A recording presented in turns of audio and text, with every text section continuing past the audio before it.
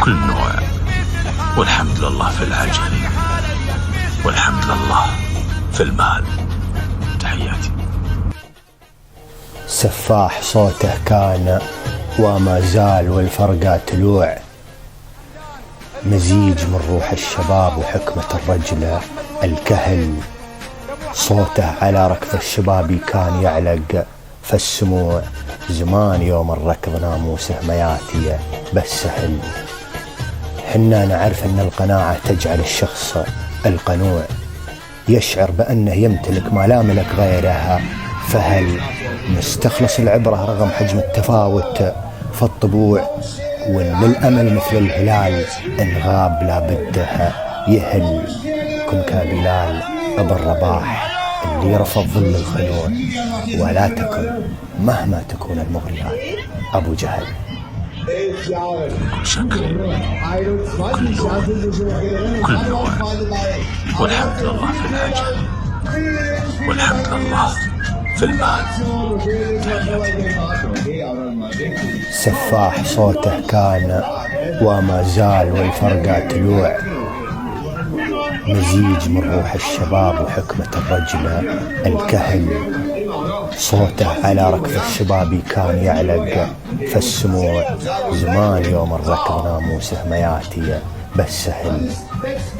حنا نعرف ان القناعة تجعل الشخص القنوع يشعر بأنه يمتلك ما لا ملك غيرها، فهل نستخلص العبرة رغم حجم التفاوت فالطبوع؟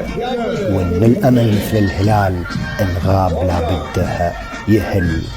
كن كبلال ابن رباح اللي رفض ظل الخنوع، ولا تكن مهما تكون المغريات أبو جهل.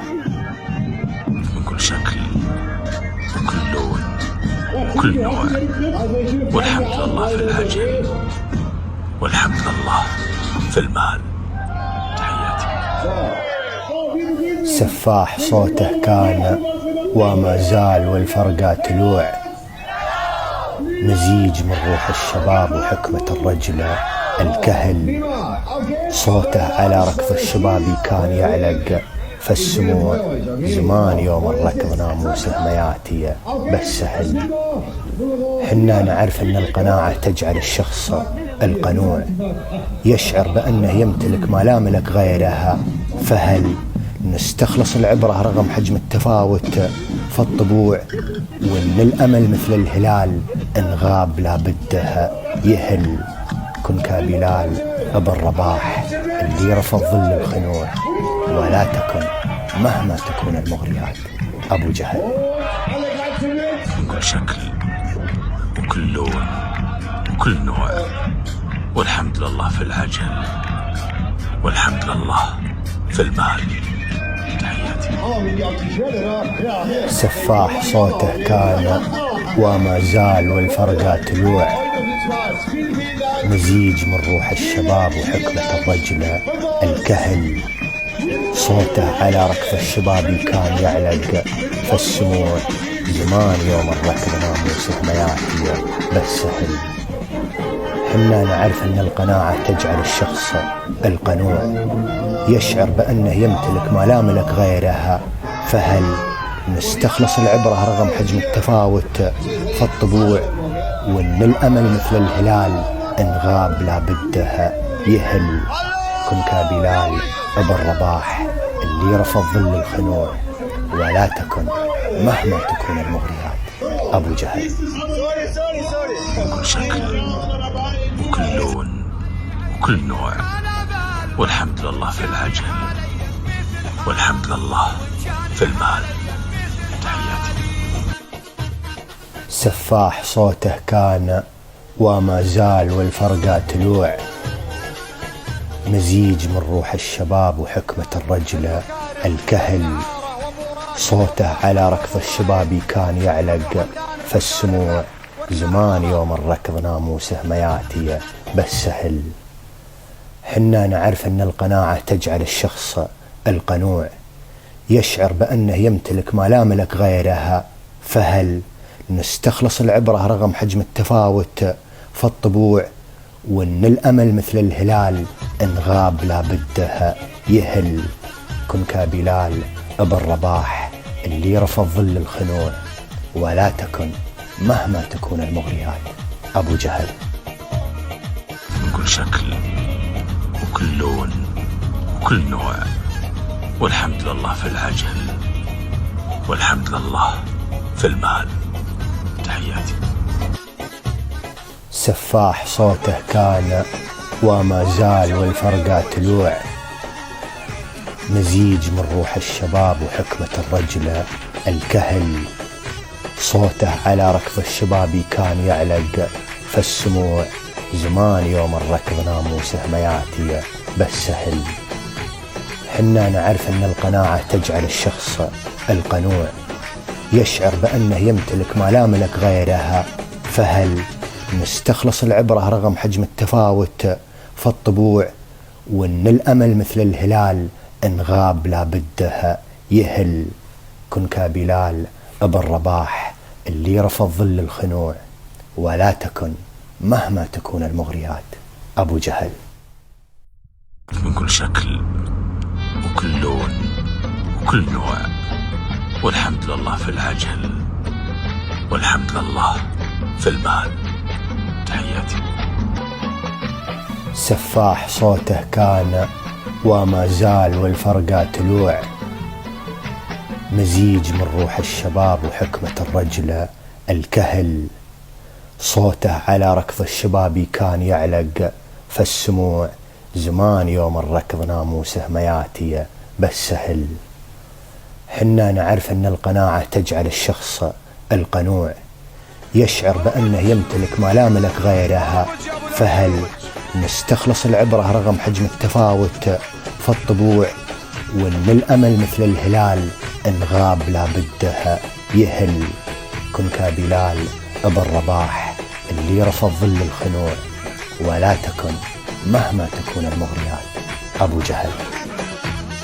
من كل شكل وكل لون وكل نوع، والحمد لله في العجل، والحمد لله في المال.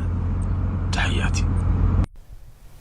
سفاح صوته كان وما زال والفرقة تلوع، مزيج من روح الشباب وحكمة الرجل الكهل، صوته على ركض الشباب كان يعلق في السموع، زمان يوم الركض ناموسه مياتي بس سهل. حنا نعرف أن القناعة تجعل الشخص القنوع يشعر بأنه يمتلك ما لا ملك غيرها، فهل نستخلص العبرة رغم حجم التفاوت في الطبوع، وأن الأمل مثل الهلال إن غاب لا بده يهل. كن كبلال أبو الرباح اللي رفض ظل الخنوع، ولا تكن مهما تكون المغريات أبو جهل. من كل شكل وكل لون وكل نوع، والحمد لله في العجل، والحمد لله في المال. تحياتي. سفاح صوته كان وما زال والفرقة تلوع، مزيج من روح الشباب وحكمة الرجل الكهل، صوته على ركض الشباب كان يعلق في السموع، زمان يوم الركض ناموسه مياتي بس سهل. حنا نعرف أن القناعة تجعل الشخص القنوع يشعر بأنه يمتلك ما لا ملك غيرها، فهل نستخلص العبرة رغم حجم التفاوت في الطبوع، وأن الأمل مثل الهلال إن غاب لا بده يهل. كن كبلال أبو الرباح اللي رفض ظل الخنوع، ولا تكن مهما تكون المغريات أبو جهل. من كل شكل وكل لون وكل نوع، والحمد لله في العجل، والحمد لله في المال. تحياتي. سفاح صوته كان وما زال والفرقة تلوع، مزيج من روح الشباب وحكمة الرجل الكهل، صوته على ركض الشباب كان يعلق في السموع، زمان يوم الركض ناموسه مياتي بس سهل. حنا نعرف أن القناعة تجعل الشخص القنوع يشعر بأنه يمتلك ما لا ملك غيرها، فهل نستخلص العبرة رغم حجم التفاوت في الطبوع، وإن الأمل مثل الهلال إن غاب لابده يهل.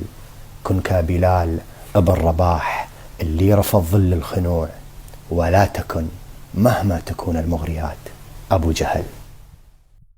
من كل شكل وكل لون وكل نوع، والحمد لله في العجل، والحمد لله في المال.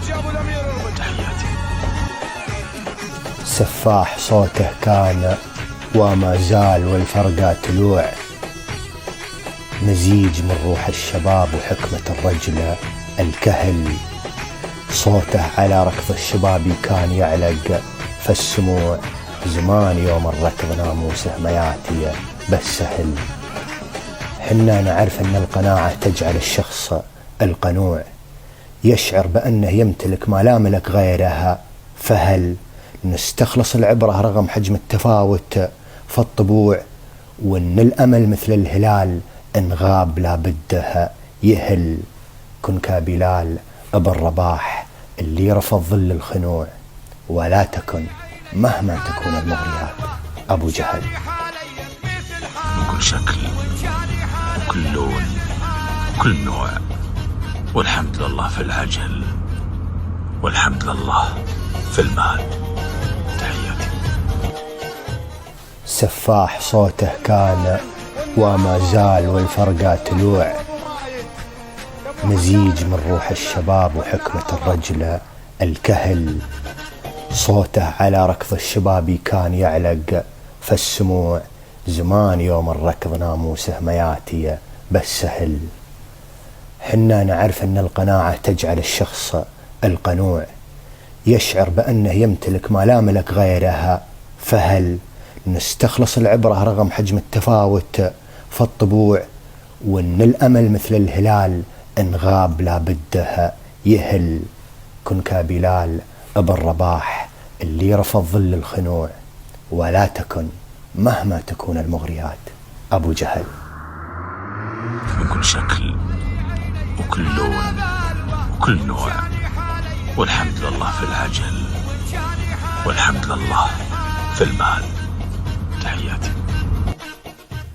سفاح صوته كان وما زال والفرقة تلوع، مزيج من روح الشباب وحكمة الرجل الكهل.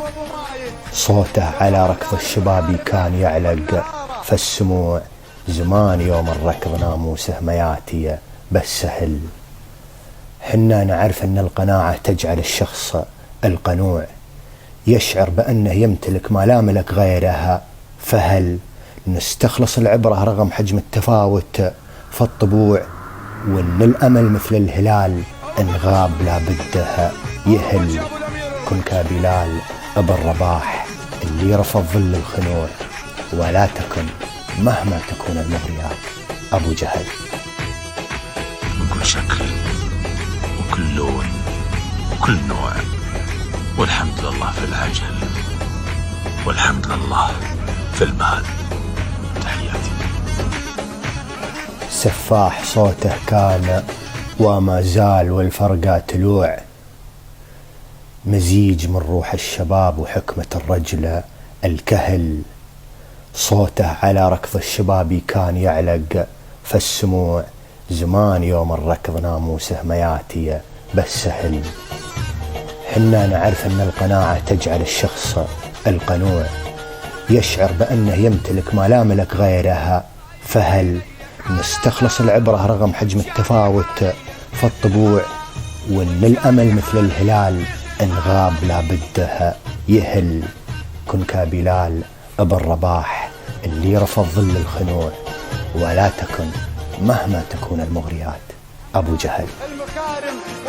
من كل شكل وكل لون وكل نوع، والحمد لله في العجل، والحمد لله في المال. تحياتي. سفاح صوته كان وما زال والفرقة تلوع، مزيج من روح الشباب وحكمة الرجل الكهل. صوته على ركض الشباب كان يعلق في السموع، زمان يوم الركض ناموسه مياتي بس سهل. حنا نعرف أن القناعة تجعل الشخص القنوع يشعر بأنه يمتلك ما لا ملك غيرها، فهل نستخلص العبرة رغم حجم التفاوت في الطبوع، وأن الأمل مثل الهلال إن غاب لا بده يهل. كن كبلال ابن رباح اللي رفض ظل الخنوع، ولا تكن مهما تكون المغريات أبو جهل. من كل شكل وكل لون وكل نوع، والحمد لله في العجل، والحمد لله في المال. تحياتي. سفاح صوته كان وما زال والفرقة تلوع، مزيج من روح الشباب وحكمة الرجل الكهل. صوته على ركض الشباب كان يعلق في السموع، زمان يوم الركض ناموسه مياتي بس سهل. حنا نعرف أن القناعة تجعل الشخص القنوع يشعر بأنه يمتلك ما لا ملك غيرها، فهل نستخلص العبرة رغم حجم التفاوت في الطبوع، وأن الأمل مثل الهلال إن غاب لا بده يهل. كن كبلال ابن رباح اللي رفض ظل الخنوع، ولا تكن مهما تكون المغريات أبو جهل. من كل شكل وكل لون وكل نوع، والحمد لله في العجل، والحمد لله في المال. تحياتي. سفاح صوته كان وما زال والفرقة تلوع، مزيج من روح الشباب وحكمة الرجل الكهل. صوته على ركض الشباب كان يعلق في السموع، زمان يوم الركض ناموسه مياتي بس سهل. حنا نعرف أن القناعة تجعل الشخص القنوع يشعر بأنه يمتلك ما لا ملك غيرها، فهل نستخلص العبرة رغم حجم التفاوت في الطبوع، وأن الأمل مثل الهلال إن غاب لا بده يهل. كن كبلال ابن رباح اللي رفض ظل الخنوع، ولا تكن مهما تكون المغريات أبو جهل. من كل شكل وكل لون وكل نوع، والحمد لله في العجل، والحمد لله في المال.